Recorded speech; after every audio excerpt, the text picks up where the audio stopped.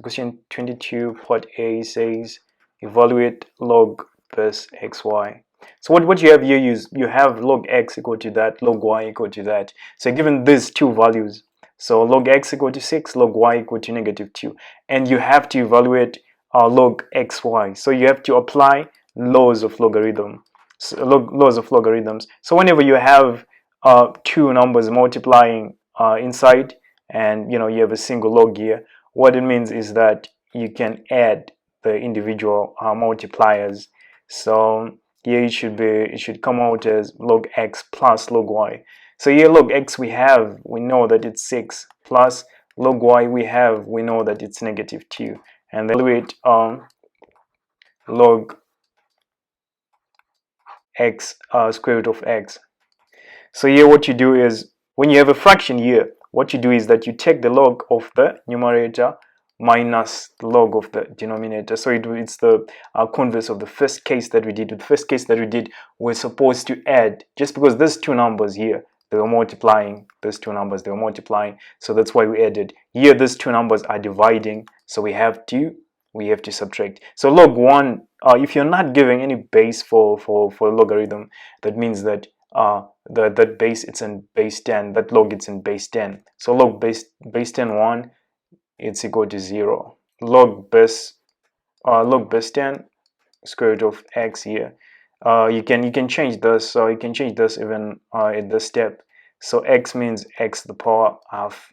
X square root of x means x to the power half, and here you can kick this one to come in front. That's according to one of the laws of logarithms as well.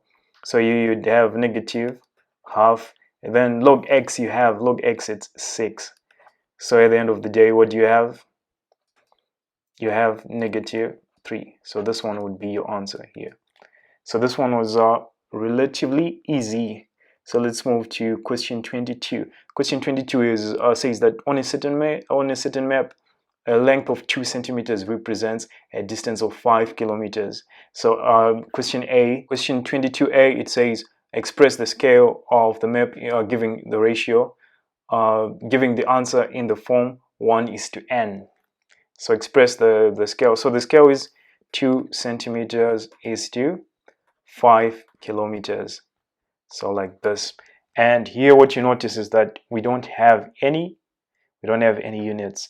So we have to, how we do this is that a ratio, it's essentially a division of one number to the other. What we do to work it out is to express the here 2 centimeters or 5 kilometers, we have to express them under the same unit, because if they're same, the unit is the same, then you can always divide them and you can get a one number ratio that doesn't have any units on it.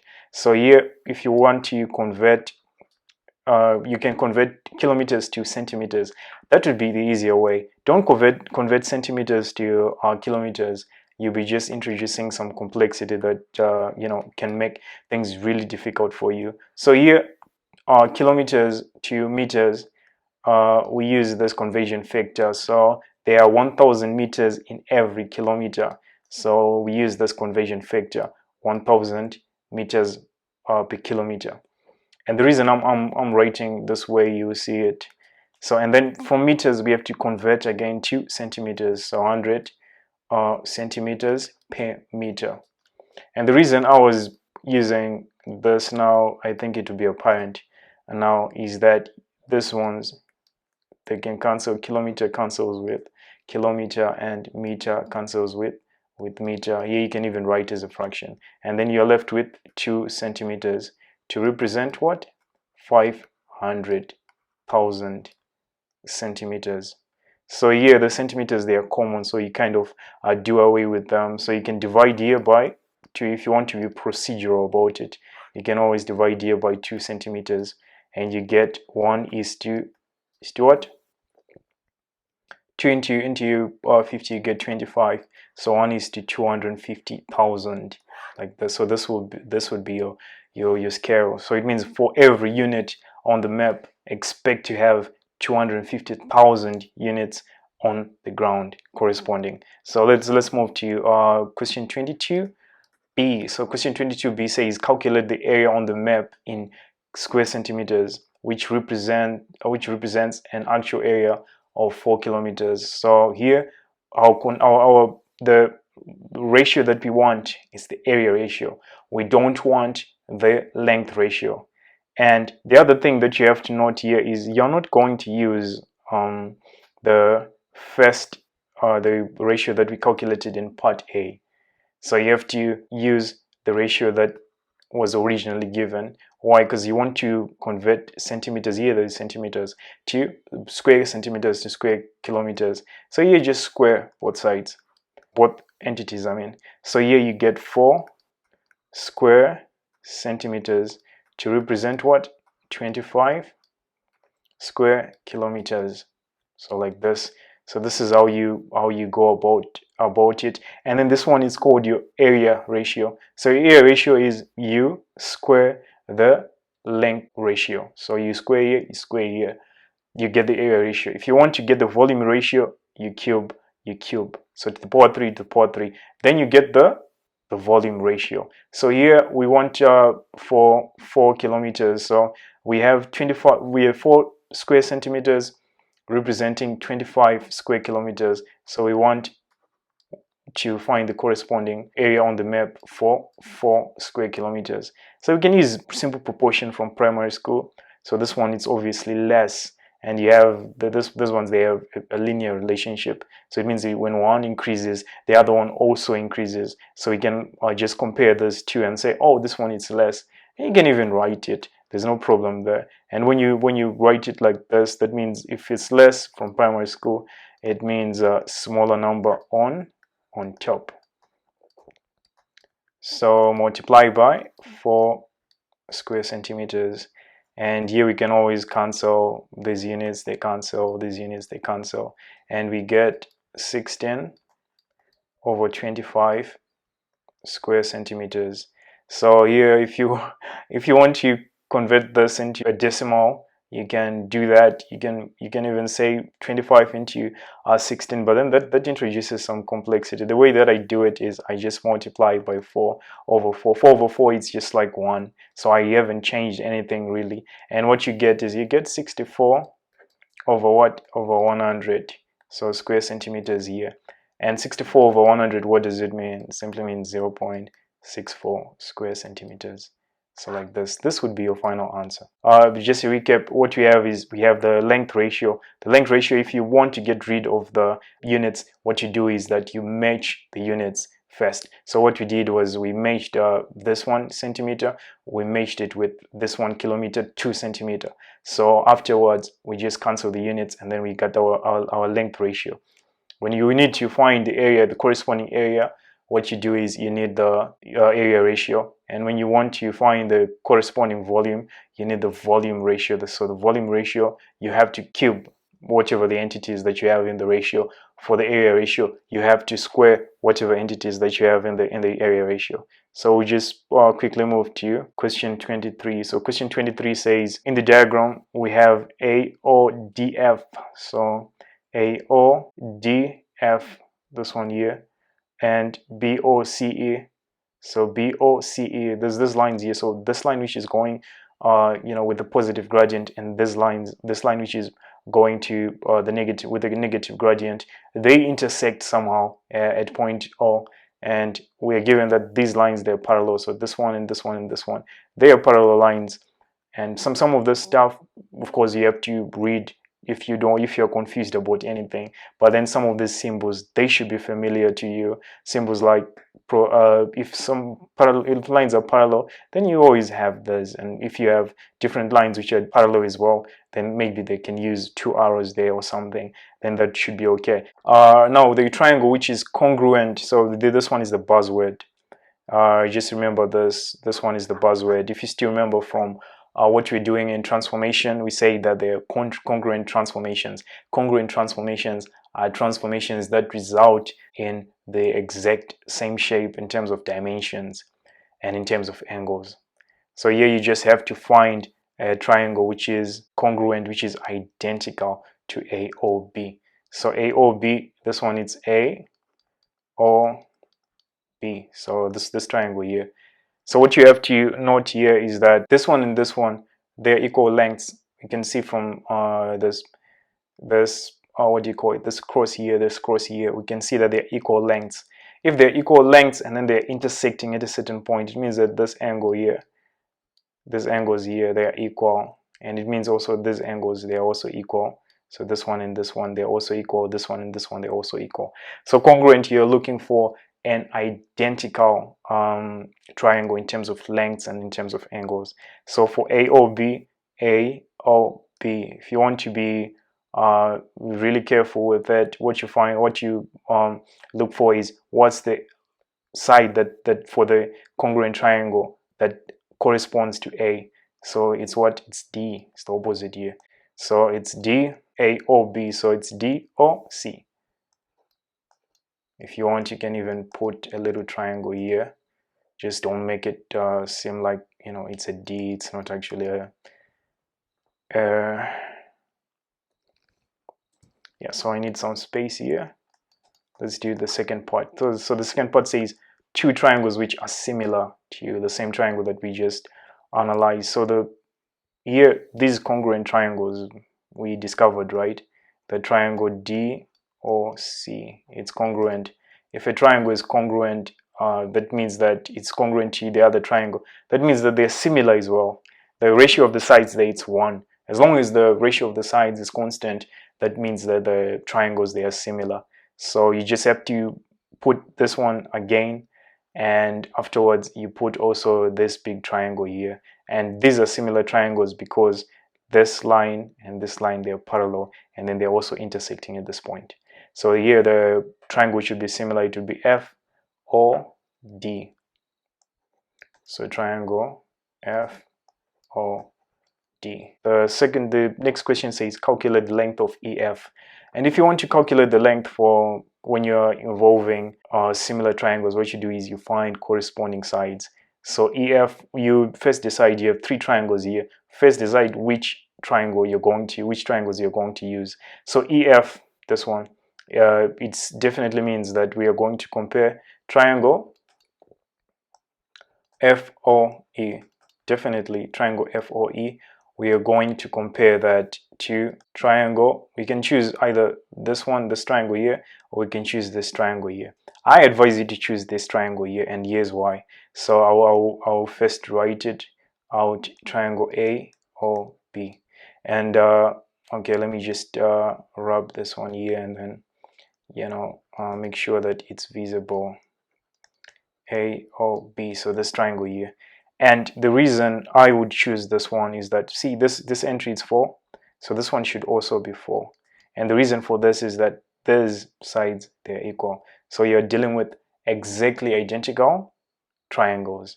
So just like in part A, we'd say that these triangles, they are congruent. So it means that they are sides as well. But then just be careful. This side, it's equal to this side, not this side. It's equal to this side. And so we have 4 here and we have 6 here. Now we have 2 entries. That's why I wanted us to use this triangle here, because it provides because you need 2 entries for you to be able to get the second entry for the first triangle, of which here we only know this part here, which is 12 units. So 12 centimeters for this case. So just write your corresponding sides. So you need EF. I advise you to always start with what you need. So EF corresponds to what? Corresponds to AB. And now you find corresponding sides that have the sides given. So you have 12 here and you have 4 here. This one is for the big triangle. So this big triangle, it's 12 here. Centimeters if you want, but then they're going to cancel. And you have 4 centimeters here. So, and then you cancel, you start canceling stuff here. So you actually get 3. So EF equals 3AB. So 3AB is equal to what? Is equal to 6. You get 10 centimeters. So here that's it. That's done. You're done with it. The trick here was to recognize that you were supposed to use this triangle, not necessarily this triangle. And you could have used this triangle as well if you just realized that this is 6. Let's move to question 24. So question 24 says, we have a straight line and it has that gradient, so gradient of -1. So if you want, you can even say the equation for a straight line is equal to y equal to mx plus c, and then your gradient you're given, so you're given m equal to what? -1. What it means is that y equal to negative x plus c. So here we just put -1 in place of m, and then afterwards now you say using this coordinate here. So I'll just xy equal to 3, 0. I want to use this coordinate to find the value of c. So that's what we are doing here. And so when you substitute on 0, so when you substitute here, it's 0. So y corresponds to 0 for this, for our data set. And you have negative x equal to what? Equal to 3. Always use brackets because it's less risky. For this question, it was easy. But then sometimes you may have to deal with signs as well. So here 3 goes to this other side, and then you just get 3 like this. Don't underline it because that's not really our answer. So our answer is therefore the equation is y equal to negative x plus 3. And you can even see, like, if you put y equal to 0 here, what you get x equal to 3. Okay, the solutions of a quadratic equations are x equal to this, x equal to that. Write down the quadratic equation in that form where a, b, and c are integers. Integers simply means positive or negative whole numbers. So notice here the roots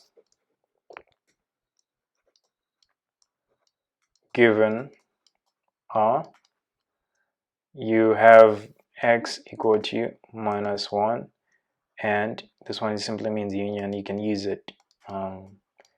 Means that they coexist, those two roots. And afterwards, what do we do? So either this one is kind of the reverse process that we do when we are solving quadratic equations. So you end up having this, but then if you end up having this, it means that you have started with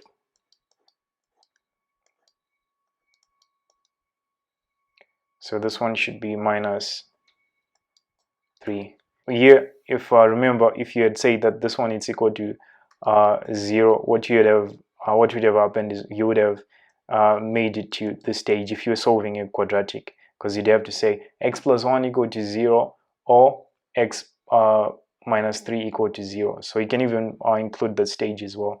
It's still okay, but here you can expand. So there is a quick way to expand this, but then I'm just going to follow the normal procedure. That's kind of easy for most people. So here you take the first bracket, you break it apart. So you first take the first entry, it has to multiply the whole bracket, and the second entry plus 1, this one, it has to multiply the whole bracket again.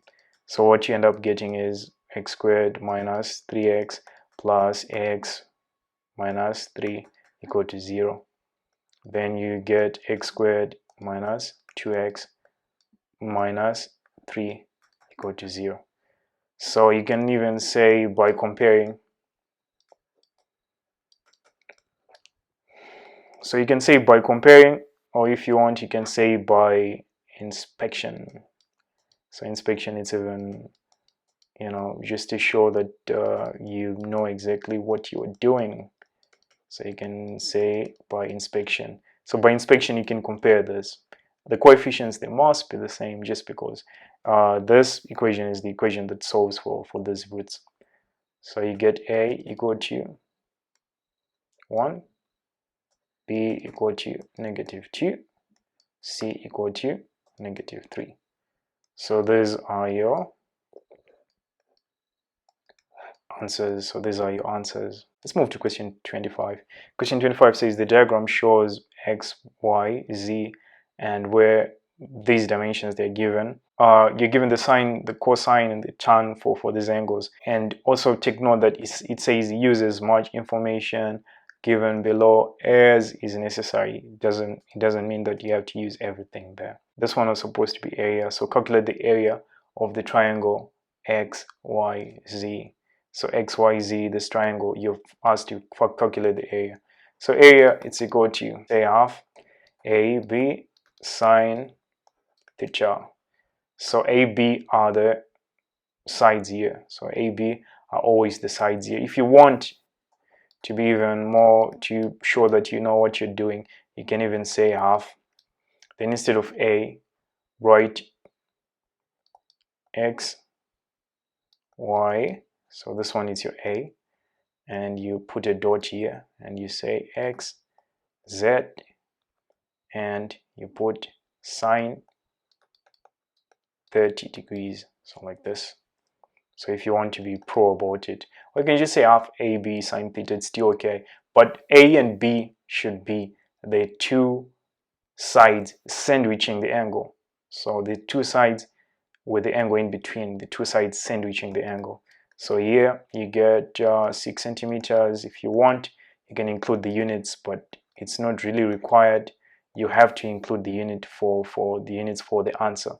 So here sine 30 we are given, it's 0,5.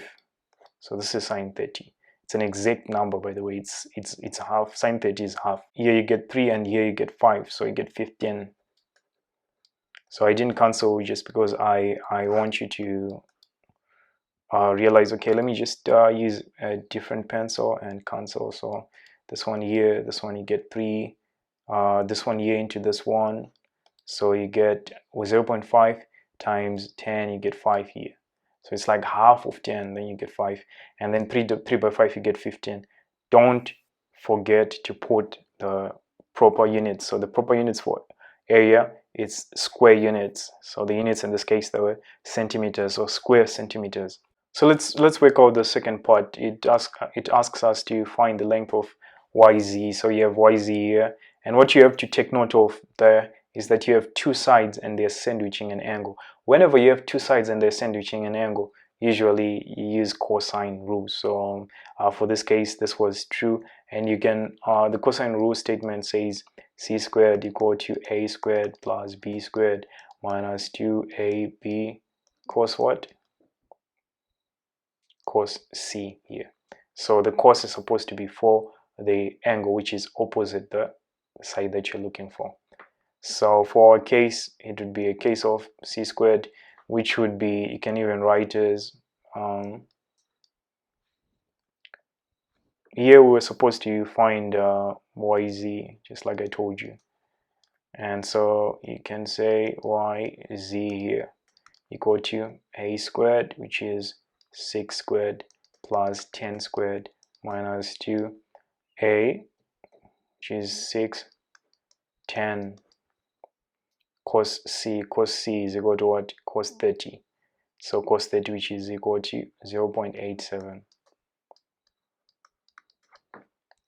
So here what you get is 36 plus 100 minus, here you get, we can get this one as, we can say this one is 12, and afterwards we can say this one is 8.7 after multiplying 10 by 0.87. So here we get 136, and here just do it real quick. So 12 by 8.7, so you can say 12 by 87, and you can always say okay, I have one decimal place, just like they do in primary school. And here you can put a 0 and get 16, 6k1, and then you can have 8 and plus 1, that's 9, and you can have 14 here, k1 again, and you can have 7 plus 1, then you get 8, and you can add this and you get 4, and here you get 14 again, and you get 104.4, so you get 104.4. so you have to subtract this. So you do another side again, and if you're working on a piece of paper or something like that in the exam room, just don't throw away the piece of paper, include it in just attach it at the end, your rough work. Sometimes it's important if you're on the verge of passing and then of getting maybe a C or something. They sometimes look at your rough work to find some marks that they can give you so that you can make it across. So here you subtract, then you get what? You get 6 here. Here you get what? You get 1 here. So here you get what? You get So you get 31.6. So here was supposed to be squared, by the way. So you get 31.6. So this is not your final answer, by the way. Your final answer should be square root of that. So let me just rub this quickly. So your final answer would be, what you'd have is you have yz squared equal to 31.6, and you take square root for both sides, and you end up having yz equal to square root of 31.6. This is set form. Let's move to number 26. Number 26 says the diagram is a speed time graph for an object.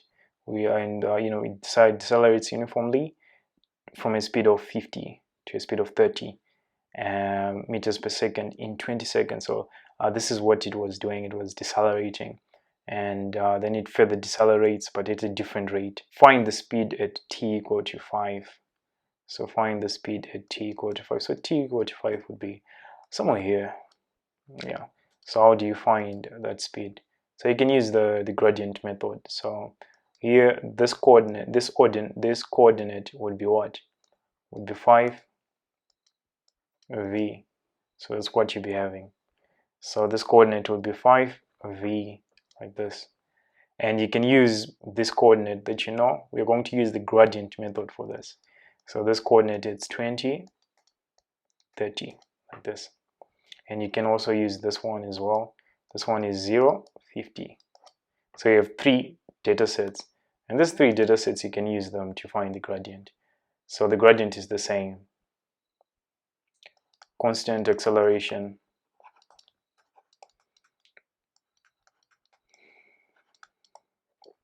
means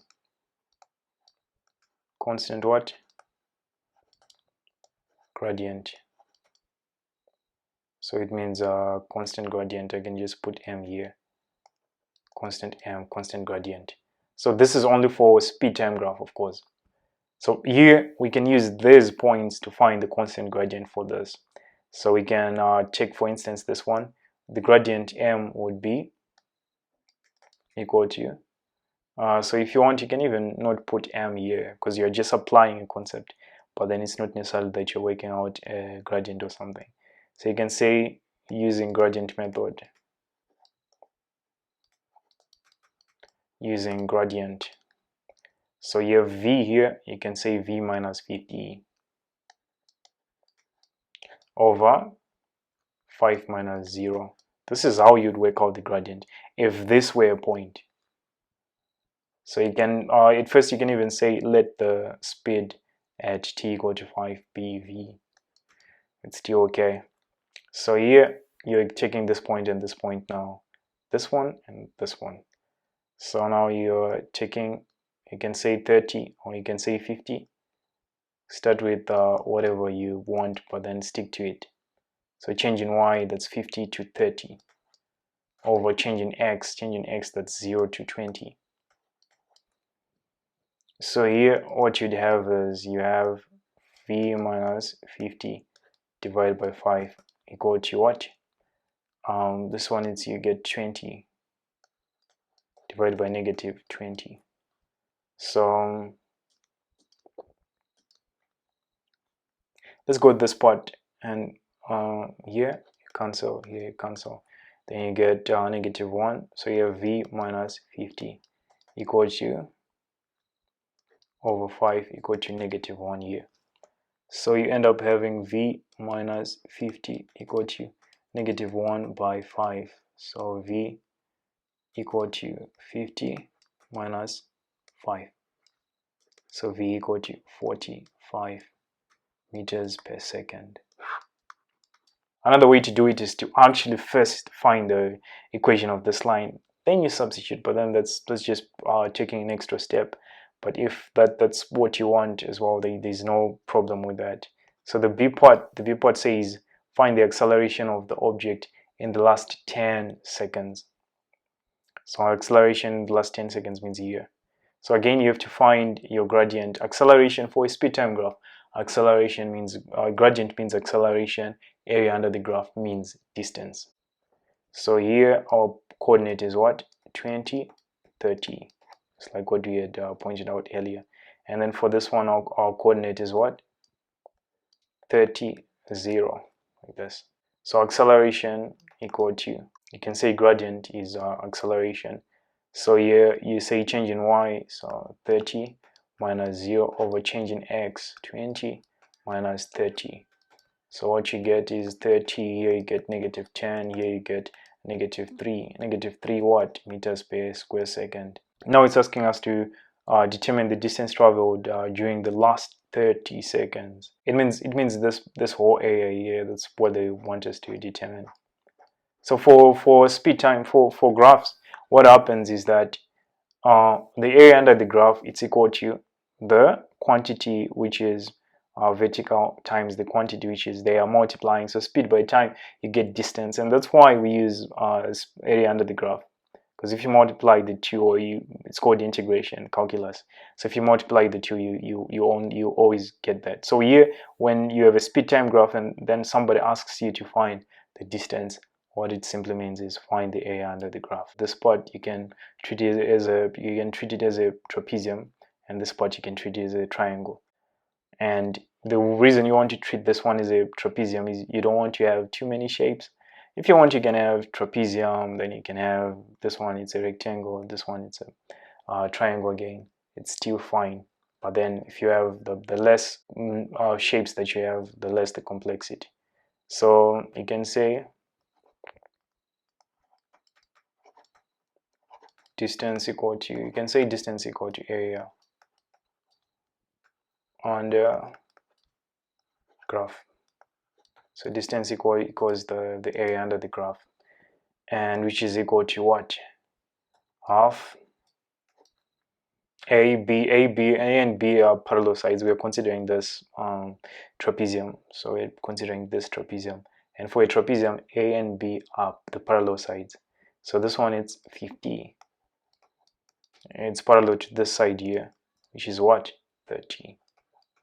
Multiplied by the height. The height would be this one, which is what? 20. Right? And then you say plus what? Half base, or base is 10, times height is 30. This. And what you get is half, you get 80 here, you get 20 here, and you get 150 here. So you can say 5 by 30, so that I reduce the complexity a little bit. So what you end up getting when you continue is you get 10 here, so you get 800. So 800 plus 150, so you get 950. 950 what? 950 meters. So this is the distance that the person traveled. Let's do the last question, question 27. So it says this diagram here, it shows a cross-section of a congruent drinking trough, which is 3 meters long. And the first thing that you notice here, this one was supposed to be 1 meter. So what you notice here is that 3 meters is not given. There is no 3 meters in our diagram. What's happening is that this is a cross-section. This is the side view of the drinking trough. But this drinking trough stretches over a certain length. So that length now, the length is 3 meters. So that's what's happening here. And you can imagine this one, it's more or less what you use to find the area, and area multiplied by height, that's when you find the volume. But anyway, let's start with the first part. So the first part says calculate the perimeter of the cross section. So calculate the perimeter of the cross section. So let me see if I can get a bigger diagram. This is better. So we need to calculate the perimeter. So here it was supposed to be 1. This is a rectangle. So opposite sides in a rectangle, they're supposed to be equal. Perimeter equals, if you want, what you do is you label your path first, the path that you're going to use to find the perimeter. We're going to go from A, B, all the way around until we reach A again. AB plus BC plus CD plus DEF. This one, it's tricky. It's a semicircle. It's tricky. Be aware. FG, here FG plus GA, like this. we need to compute DEF first. So DEF, it's a semicircle. Circumference, what's the formula for circumference? It's 2 pi r, right? Or pi d. Here in this case, r is equal to what? Is equal to 1.4 divided by 2, which is equal to 0.7 here. So we have our r, and then we don't want the circumference, we want half the circumference. So half the circumference must be pi r here. So your DEF is equal to pi r, where r is 0.7. Let's substitute. This one, it's 2.2, BC is 1, CD it's 0.4. This is pi r. We're given pi is 22 over 7. So our r is 0.7 plus our FG is 0.4 plus our GA it's 1. We have 2.2 plus 1, you get 3.2, and 3.2 plus 0.4 here, plus on this part 7 cancels, and you get 0.1 here. So you're going to ultimately get 2.2, that part, and here you're going to get 1.4. So you just keep on condensing. Here you get 3.6. Combine these other two, so you get 3.6. And then ultimately you get 7.2.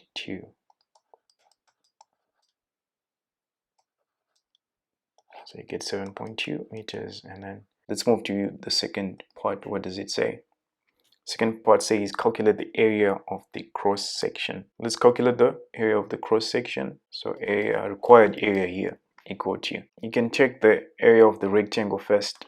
So area, then you say rectangle. What's your rectangle? It's A, B, C, G. This is your rectangle. Minus area of what? Semicircle. What's your semicircle? It's DEF. Like this. So area of rectangle, if you want, you can actually label what exactly you're using to find your area. So AB plus AB multiplied by BC. Length, this length here multiplied by the width. That's your area for this part. And for your semicircle, area should be half the regular. So half pi r squared. It should have been pi r squared. So area of a circle equal to pi r squared. But then we need half the area of a circle. So that's why we are using half pi r squared. So what's our r in this case? Our r equal to half. You should include all this, even if you use a rough paper to work this out, you should include all this. And if you're working, if it's paper 1, then you're allowed to just scribble on your paper, so it's allowed. So you get 0.7. So just take note of it. R is equal to 0.7. But here you just have to put r squared. We're going to continue to here. It's 2.2 meters multiplied by 1 meter. This way 1 minus pi 22 over 7. That's what you are given as your pi. So 0.7 squared. So you just get 2.2 minus, can start cancelling stuff. So 22 on into this, you get 11. Then here, if you want, you can do like this. So you can say 11 by 7 multiplied by 0.7 is 0.7. So on this part, what you get is you get 0.1 on this instance. So you get 0.1, you get 1.1. 1.1 times 0.7. You have 1.1 you have 0.7. You are multiplying this two, and notice that you have 2 decimal places. So it means that your answer should have 2 decimal places. Once you get 77, 2 decimal places would mean that 0.77. So it would be 2.2 subtract 0.77. So again, you do the procedure from primary school to just see what you get. You're supposed to get 1.43. Just work it out. 1.43. 1.43 what? Square meters. So this is your answer right here. This is your answer. 1.43 square meters. The last question says find the volume of the drinking trough. So volume equal to area multiplied by height. So this one, area, it's cross-sectional area. So volume equal to cross-sectional area multiplied by height. Our volume was 1.43 square meters multiplied by the height was 3 meters. So what do you get? So you can take 143 multiply by 3, but then just remember how many decimal places you have. So you have 2 decimal places here. I'm just using a procedure from primary school so that you adjust your answer accordingly. So you say 3 times 3, then you get 9, then 3 times, then you get 12, 2 get 1, then 3 times 1, then you get 3 plus 1, then you get 4, then you're supposed to adjust by, this one was supposed to be 2 decimal places because we only have 2 decimal places here. So it was supposed to come out as 4.29. So 4.29 cubic meters. Yeah, so with this, we are done with our video. And what I would do next is I might do a special video just to, if you're a very fast learner, just so you know, at primaEd, we actually have lectures, like video lectures, topic by topic. So if you want to join us, come register on the URL that will be given later, primaEd.com. So thanks so much for watching.